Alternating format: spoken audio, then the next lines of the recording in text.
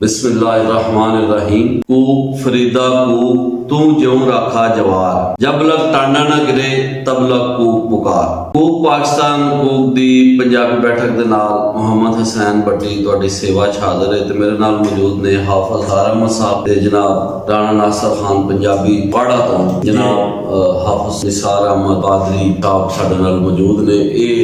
कूक पाकिस्तान कूक दी पंजाबी बैठक दे नाल अज पहली दफा रलते अज तो कूक पाकिस्तान कूक दा हिस्सा। अज असी रावलपिंडी इस्लामाबाद दी महान शख्सियत महान पंजाबी सूफी शायर हजरत पीर सैयद गुलाम नसीरुद्दीन नसीर गिलानी कादरी चिश्ती रहमतुल्लाह अलैह उन्हां दे हवाले नाल गल करांगे। उन्हां दी पंजाबी शायरी दे हवाले नाल अज साडा सारा जिहड़ा ना गुरु इस हवाले नाल होएगी ते पीर साहब दी जिहड़ी पंजाबी दे हवाले नाल जिहड़ी उन्हां दी तलक जिहड़ी जुड़त है उसनूं असीं डिस्कस करांगे और उस दे हवाले नाल तफसीली असी विचार जिहड़े ने लोकाई नाल सांझे करांगे। ते इस तो पहला कि असी इस हवाले नाल गल करी मैं थोड़ा जिहा जरूरी समझना वा कि कुछ गल्लां पंजाबी जुबान दे हवाले नाल लोकाई दे नाल असी जिहड़ा ना सांझियां करिए। पंजाबी जी दुनिया दी पंजवीं वड्डी जुबान, पाकिस्तान दी सब तो वड्डी जुबान और 80% लोकाई पंजाबी बोलदी है।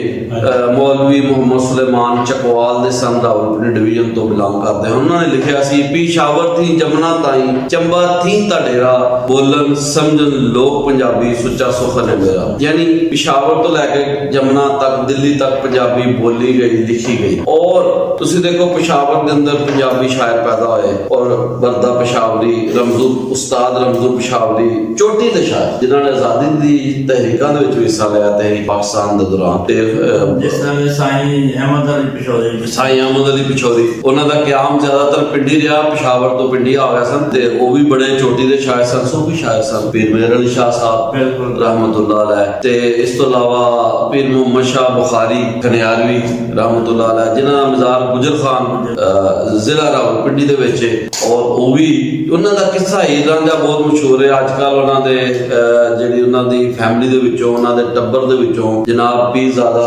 सैयद अहमद अली शाह बुखारी पंजाबी लई बहुत अच्छा लिख रहे हैं ते जिस तरह उन्हां दा एक शेर भी है मैं ते मेरी दख पंजाबी मेथों नहीं हो वख पंजाबी ते मिठी खंड पतासे वर्गी मिठी खंड पतासे वर्गी तो भी थोड़ी चक पंजाबी। ते देखो जी ए पीर सैयद अहमद अली शाह बुखारी वो भी सजादा नशीन ने गुजर खान दी जिहड़ी दरगाह है पीर मोहम्मद शाह बुखारी दी। जिस तरह पीर वारिस शाह दी हीर मशहूर हुई है इधर इस तरह आजाद कश्मीर दे अंदर पीर मोहम्मद शाह साहब दा किस्सा हीर रांझा बहुत पढ़िया गया है। ते बहरहाल अज दी जिहड़ी साडी पंजाबी बैठक है इहदे राहीं असीं लोकां नूं दसना चाहते हैं कि दुनिया में 7000 ज़बानां बोलियां जा रही हैं। पंजाबी दुनिया की 5वीं बड़ी ज़बान है और तबलीगे दीन दी जो तुसीं गल करदे हो ते अरबी फारसी तो बाद सब तो ज्यादा किरदार पंजाबी ये तीजी बड़ी ज़बान है मुस्लिम वर्ल्ड दे विच जिन्ने पूरी दुनिया दे अंदर तबलीग अशात ते इस्लाम दी इशाअत दा काम कीता। बड़े बड़े सूफी शायर जिन्हां बाबा फरीद तो लैके पीर मेहर अली शाह साहब तक रहमतुल्लाह अलैह ते अज दी साडी शख्सियत सैयद गुलाम नसीरुद्दीन नसीर गिलानी रहमतुल्लाह अलैह उन्हां दी जी पंजाबी नाल की जुड़त है। सब तो वड्डी गल है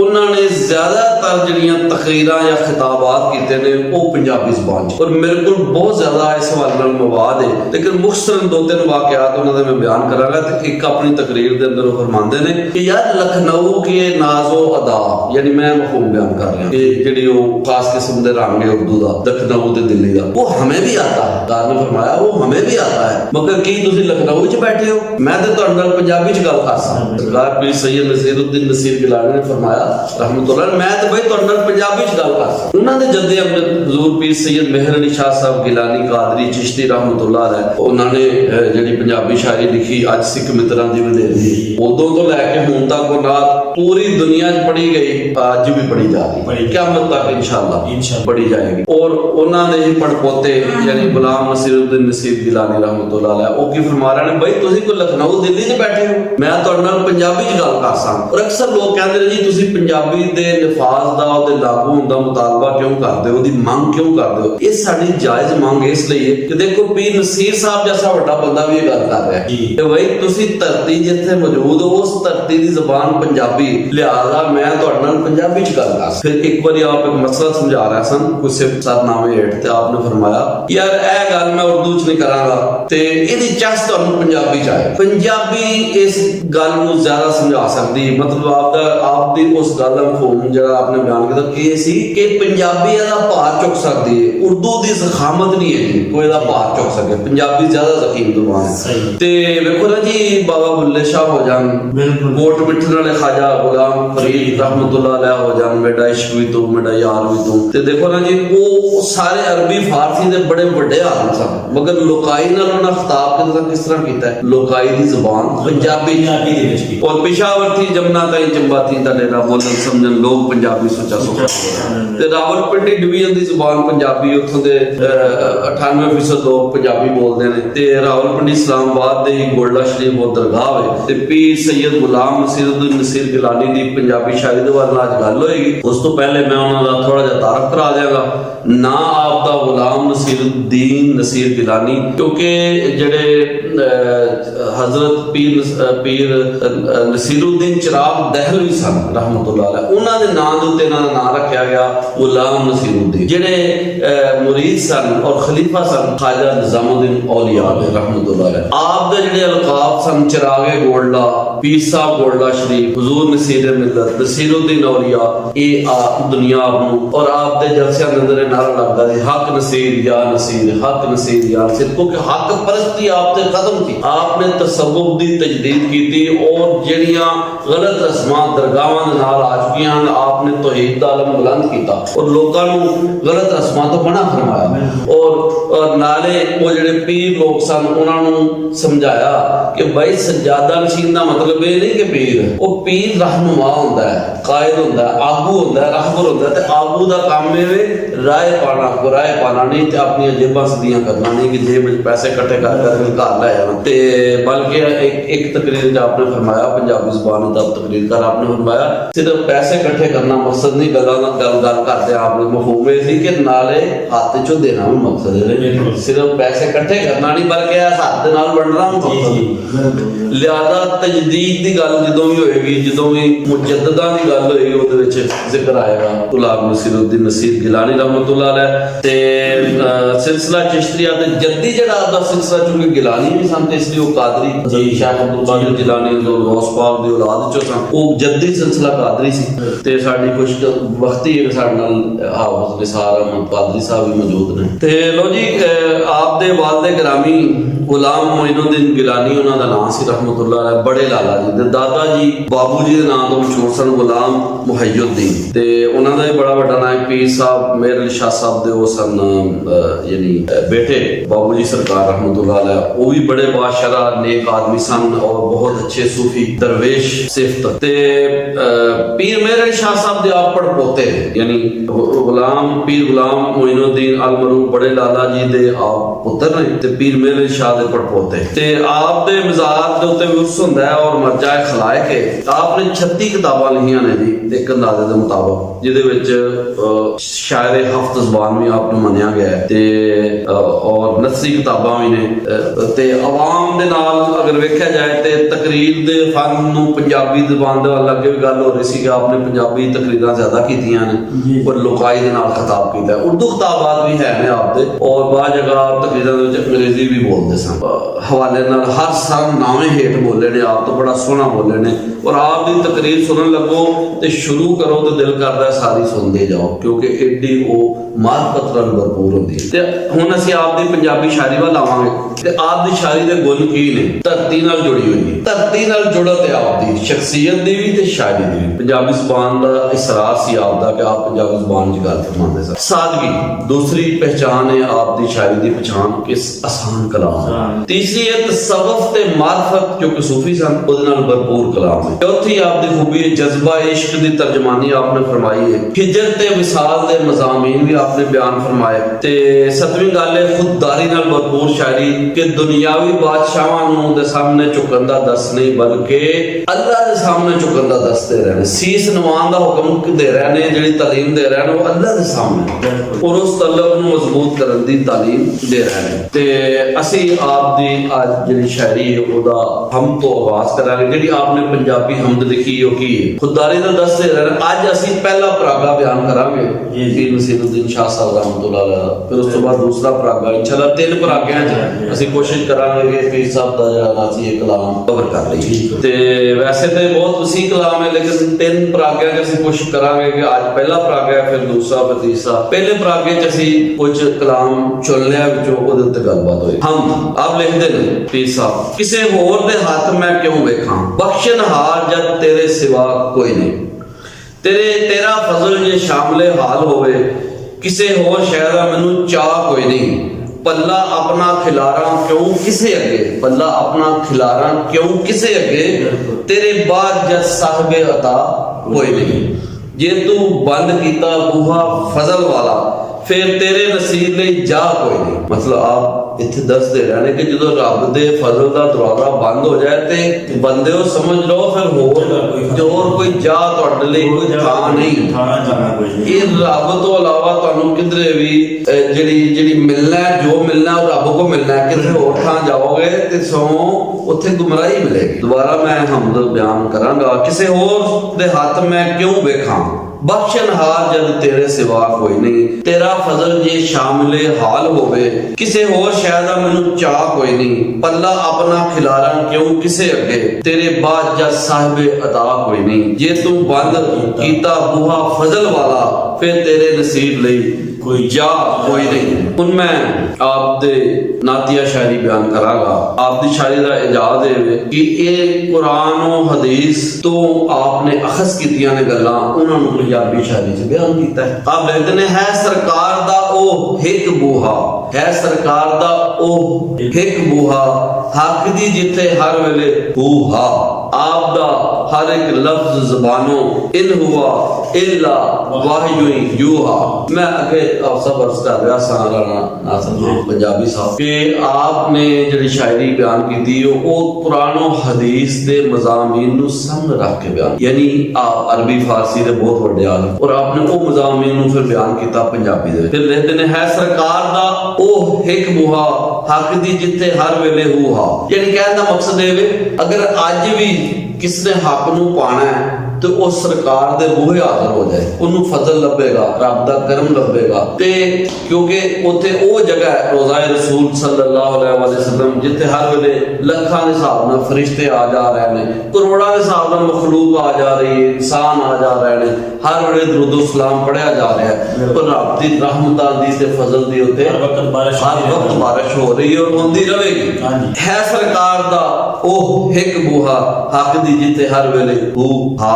आपदा हर एक लफ्ज ज़बानों इन हुआ इल्ला वाहयु यूहा। यानी सरकारे दो आलम सल्लल्लाहु अलैहि वसल्लम ने जो कुछ बयान किया दरअसल वही है और उत्ते अमल करना फर्ज है, ओदा इनकार कुफर है। कुरान दी शक्ल च होए या हदीस दी शक्ल दे अंदर ओ समझो उत्ते अमल करना फर्ज है। जेड़ा ओदा इनकार करेगा दरअसल वो राह हक तो भटक जाएगा। अगर कोई हदीस दा मन करे वो भी राह हक तो भटक गया। एक और अपनी नात शरीफ दे विच पीर साहब नसीरुद्दीन नसीर गिलानी रहमतुल्लाह अलैह लिखदे ने शबे मेराज दा वाकया बयान था। मेराज शरीफ रात असरा दी फजल खजानियां नु उम्मत वास्ते मेरी सरकार लुटिया। सुरमा पा माज आग दा फिर आका, पालन हार दा खास दीदार लुटिया। देखो अरबी च रब लफज है पालन वाला, पालन हार ओनू पंजाबी च बयान कर रहे ने। पालन हार दा खास दीदार लुटिया किदों मेराज दी रात, यानी सारे पर्दे उठ गए ते दीदारे खुदा होया।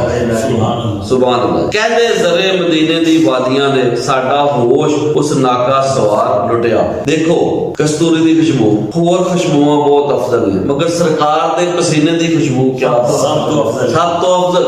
बस मदीने दियां ओ जड़ियां वादियां जदों सरकारे दो आलम सल्लल्लाहु सल्लल्लाहु अलैहि वसल्लम फिरदे रहे ते उन्हां वादियां सरकार दे पसीने दी खुशबू, सरकार दे जिस्म अथर दी खुशबू फैल गई ते सरकार दो आलम सल्लल्लाहु अलैहि वसल्लम दा फैज़ अज भी उत्थे मौजूद है। कहंदे दर्रे मदीने दी वादियां दे साडा होश उस नाका सवार लुटिया, मजा सावां दी पाक खुशबू वाला यारे गार लुटिया या फिर गार लुटिया। ते ਇਹ ਜੀ ਅਸੀਂ ਹੁਣ ਆਪਣੇ ਇਸ ਅੱਜ ਦੀ ਇਸ ਪੰਜਾਬੀ ਬੈਠਕ ਨੂੰ ਅਸੀਂ ਅਗਾਂਹ ਟੋਰਾਂਗੇ ਤੇ ਪੀਰ ਸਾਹਿਬ ਦਾ ਹੋਰ ਕਲਾਮ ਵੀ ਮੈਂ ਤੁਹਾਡੀ ਨਜ਼ਰ ਕਰਾਂਗਾ, ਆਪਣੇ ਵੇਖਣ ਤੇ ਸੁਣਨ ਵਾਲਿਆਂ ਦੀ ਨਜ਼ਰ ਕਰਾਂਗਾ। ਤੇ ਮੈਂ ਇੱਥੇ ਫਿਰ ਕਹਿਣਾ ਚਾਹਾਂਗਾ ਕਿ ਸਾਡੇ ਲੋਕਾਂ ਨੂੰ ਸਕੂਲਾਂ ਕਾਲਜਾਂ ਦੇ ਪੰਜਾਬੀ ਦੇ ਸਕੂਲਾਂ ਕਾਲਜਾਂ ਦੇ ਦਫ਼ਤਰਾਂ 'ਚ ਪੰਜਾਬੀ ਲਾਗੂ ਕਰਨੀ ਚਾਹੀਦੀ, ਇਹ ਜਾਇਜ਼ ਹੈ ਤਾਂ ਜੇ ਇਹ ਮਾਰਫਤ ਭਰੇ ਮਜ਼ਾਮੀਨ ਬੁੱਲੇ ਸ਼ਾਹ ਦੀ ਸ਼ਾਇਰੀ, ਵਾਰਿਸ ਸ਼ਾਹ ਦੀ ਸਾਈ ਸ਼ਾਇਰੀ, ਖਾਜਾ ਗੁਲਾਮ ਫਰੀਦ ਸਾਹਿਬ ਦੀ ਸ਼ਾਇਰੀ ਉਸ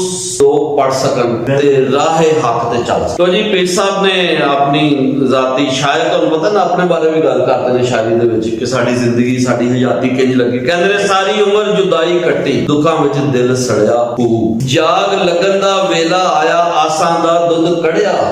अच्छा इहदे विच वेखो सारी उम्र जुदाई कट्टी, इहदे विच हिजर दा बयान कर रहा है, यानी जेड़ा मार्फत दे मज़ामीन ने शरीयत तरीकत हकीकत ते मार्फत तो जिसले अल्लाह ताला की तरफ सफर हो रहा हुंदा है सूफी दा ਉਹ ਬਿਆਨ ਕਰ ਰਹੇ ਨੇ। ਸਾਰੀ ਉਮਰ ਜੁਦਾਈ ਕੱਟੀ, ਦੁੱਖਾਂ ਵਿੱਚ ਦਿਲ ਸੜਿਆ ਹੂ, ਜਾਗ ਲੱਗਣ ਦਾ ਵੇਲਾ ਆਇਆ, ਆਸਾਂ ਦਾ ਦੁੱਧ ਕੜਿਆ ਹੂ, ਲੱਖ ਲੱਖ ਅਜ ਨਸੀਰ ਮੁਬਾਰਕ, ਰਾਂਝਾ ਵਿਹੜੇ ਵੜਿਆ ਹੂ, ਮੈਂ ਮਿਸਕੀਨ ਦੀ ਕਿਸਮਤ ਜਾਗੀ, ਉਹ ਵੇਖੋ ਚੱਲ ਚੜਿਆ ਹੂ। ਅੱਛਾ ਇੱਥੇ ਹੂ ਦਾ ਹਜ਼ਰਤ ਸੁਲਤਾਨ ਬਾਹੂ ਰਹਿਮਤੁल्लाह अलैह ਦੇ ਹਰ ਸ਼ੇਰ ਦੇ ਆਖਰ ਚ ਹੂ ਹੁੰਦਾ ਹੈ ਤੇ ਹੂ ਕੀ ਹੈ?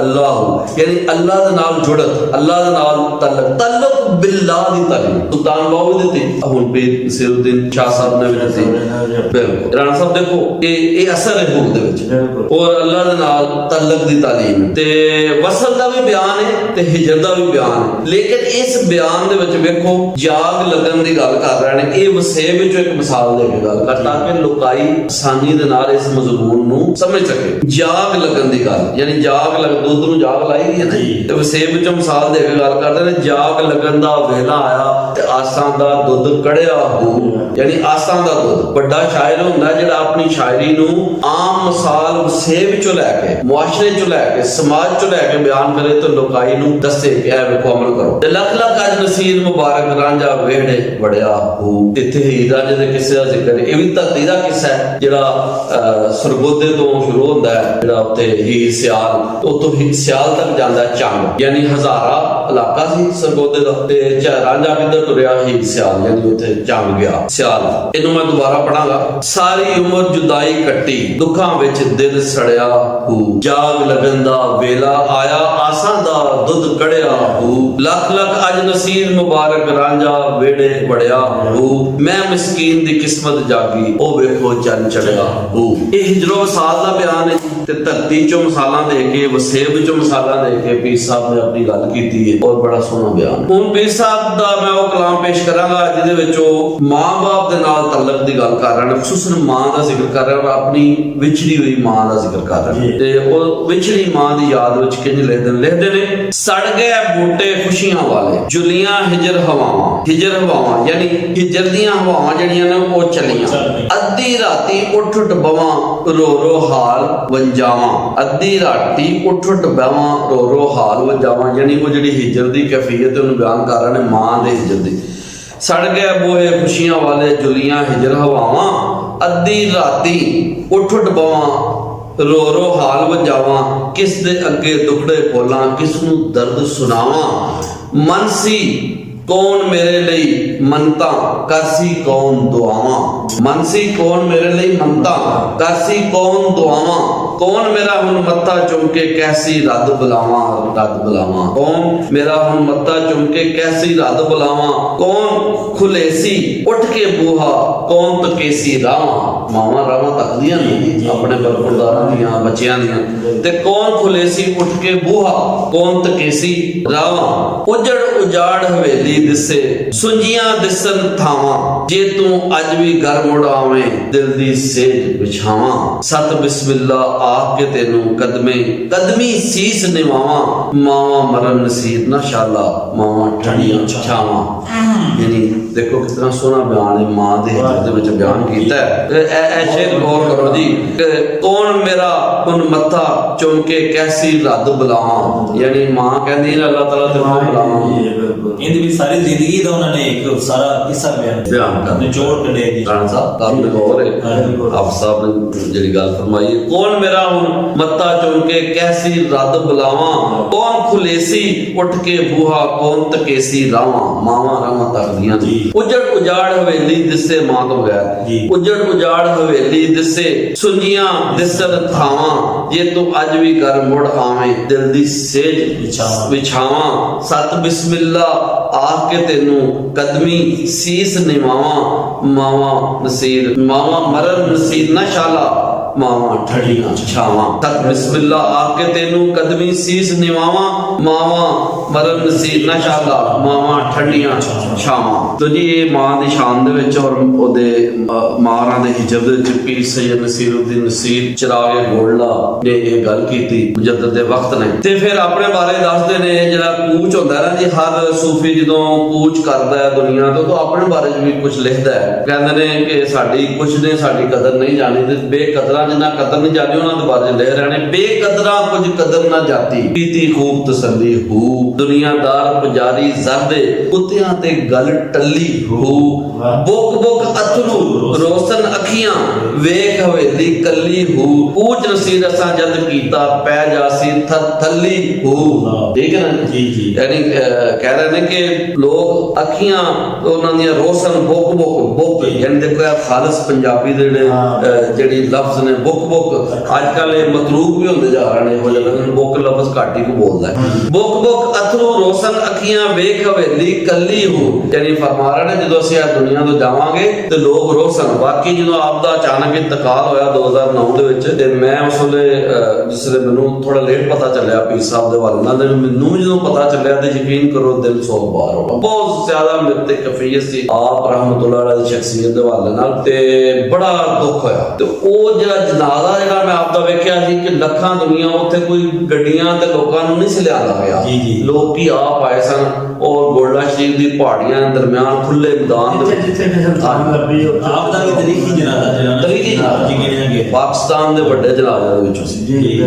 ਔਰ ਯਕੀਨ ਕਰੋ ਕਿ ਇੰਨੀ ਹਲਕਤ ਸੀ ਕਿ ਸਿਰ ਹੀ ਸਿਰ ਸਨ ਔਰ ਲੋਕੀ ਰੋ ਰਹੇ ਸਨ ਜਿਸ ਲਈ ਆਪ ਦਾ ਜਿਸਮੇ ਪਾਕ ਲਿਆਂਦਾ ਜਾ ਰਿਹਾ ਸੀ ਨਾ ਜਨਾਜ਼ੇ ਵਾਸਤੇ, ਯਾਨੀ ਉਹ ਗੱਡੀ ਦੇ ਉੱਤੇ ਆਪ ਦੇ ਸੁਸਲ ਵੀ ਨਾਲ ਬੈਠੇ ਸਨ ਆਪ ਦੇ ਚਾਚਾ ਜੀ ਸੈਯਦ ਸ਼ਾਹ ਅਬਦੁਲ ਹਕ ਸਾਹਿਬ ਗਿਲਾਨੀ ਰਹਿਮਤੁਲਾਹ, ਹੁਣ ਉਹਨਾਂ ਦਾ ਵੀ ਇੰਤਕਾਲ ਹੋ ਗਿਆ। ਤੇ ਉਹ ਲੋਕ ਗਿਰਿਆਜ਼ਾਰੀ ਕਰ ਰਹੇ ਹਨ, ਕੀ ਛੋਟਾ ਕੀ ਵੱਡਾ, ਕੀ ਆਲਮ ਕੀ ਫਾਜ਼ਲ ਕੀ ਮੁਫਤੀ। ਤੇ ਉਹ ਫਿਰ ਉਹਦੀ ਗੱਲ ਨਾ ਕੀਤੀ ਨਾ, ਬੁੱਕ ਬੁੱਕ ਅਥਰੂ ਰੋਸ਼ਨ ਅੱਖੀਆਂ ਵੇਖ ਹਵੇਲੀ ਕੱਲੀ ਹੂ, ਕੂਚ ਨਸੀਰ ਅਸਾਂ ਜਦ ਕੀਤਾ ਪੈ ਜਾਸੀ ਥਰਥੱਲੀ ਹੂ। ਲੋ ਜੀ ਮੈਂ ਦੁਬਾਰਾ ਪੜਾਂਗਾ, ਬੇਕਦਰਾਂ ਕੁਝ ਕਦਰ ਨਾ ਜਾਤੀ, ਕੀਤੀ ਖੂਬ ਤਸੱਲੀ ਹੂ, ਦੁਨੀਆਦਾਰ ਪੁਜਾਰੀ ਜ਼ਰਦੇ ਕੁੱਤਿਆਂ ਤੇ ਗੱਲ ਟੱਲੀ ਹੂ, ਬੁੱਕ ਬੁੱਕ ਅਥਰੂ ਰੋਸ਼ਨ ਅੱਖੀਆਂ ਵੇਖ ਹਵੇਲੀ ਕੱਲੀ ਹੂ, ਕੂਚ ਨਸੀਰ ਅਸਾਂ ਜਦ ਕੀਤਾ ਪੈ ਜਾਸੀ ਥਰਥੱਲੀ ਹੂ। ਲੋ ਜੀ ਹਾਫਿਜ਼ ਨਿਜ਼ਾਰ ਅਹਿਮਦ ਸਾਹਿਬ ਕਾਦਰੀ, ਜਨਾਬ ਰਾਣਾ ਨਾਸਰ ਖਾਨ ਪੰਜਾਬੀ, ਜਨਾਬ ਅਬਦੁਲ ਹਾਦੀ ਸਾਹਿਬ ਔਰ ਸੁਣਨ ਵਾਲੇ ਤੇ ਵੇਖਣ ਵਾਲਿਆਂ ਦੀ ਸੇਵਾ ਦੇ ਅੰਦਰ ਮੈਂ ਅਰਜ਼ ਕਰਾਂਗਾ ਕਿ ਅੱਜ ਦੀ ਪੰਜਾਬੀ ਬੈਠਕ ਹਜ਼ੂਰ ਪੀਰ ਸੈਯਦ ਨਸੀਰੁੱਦੀਨ ਨਸੀਰ ਗੋਲਡਾ ਸ਼ਰੀਫ ਰਹਿਮਤੁਲਾਹ ਅਲੈਹ ਦੀ ਪੰਜਾਬੀ ਸ਼ਾਇਰੀ ਦੇ ਹਵਾਲੇ ਨਾਲ ਸੀ, ਔਰ ਅੱਜ ਪਹਿਲਾ ਪਰਾਗਾ ਤੁਹਾਡੀ ਸੇਵਾ 'ਚ ਪੇਸ਼ ਕੀਤਾ ਗਿਆ। ਇਨਸ਼ਾਅੱਲਾਹ ਤਾਲਾ ਇਸ ਤੋਂ ਬਾਅਦ ਦੋ ਅਸੀਂ ਮਜ਼ੀਦ ਇਹਦੇ ਉੱਤੇ ਪਰਾਗੇ ਪੇਸ਼ ਕਰਾਂਗੇ ਆਪ ਦੀ ਪੰਜਾਬੀ ਸ਼ਾਇਰੀ ਦੇ ਵਿੱਚੋਂ। ਤੇ ਹੁਣ ਅਸੀਂ ਇਜਾਜ਼ਤ ਚਾਹਾਂਗੇ, ਮੈਂ ਆਪਣੇ ਬੇਲੀਆਂ ਸਜਣਾ ਦੇ ਨਾਲ ਜਨਾਬ ਹਾਫਿਜ਼ ਨਿਸਾਰ ਸਾਹਿਬ ਜਨਾਬ ਰਾਣਾ ਨਾਸਰ ਪੰਜਾਬੀ ਦੇ ਨਾਲ ਲੈ ਆਓ ਯਾਰ ਹਵਾਲੇ ਰੱਬ ਦੇ ਮੇਲੇ 4 ਦਿਨਾਂ ਦੇ, ਉਸ ਦਿਨ ਈਦ ਮੁਬਾਰਕ ਹੋ ਸੀ ਜਿਸ ਦਿਨ ਫੇਰ ਮਿਲਾਂਗੇ, ਰੱਬ ਰਾਖਾ ਤੇ ਅੱਲਾ ਬੇ।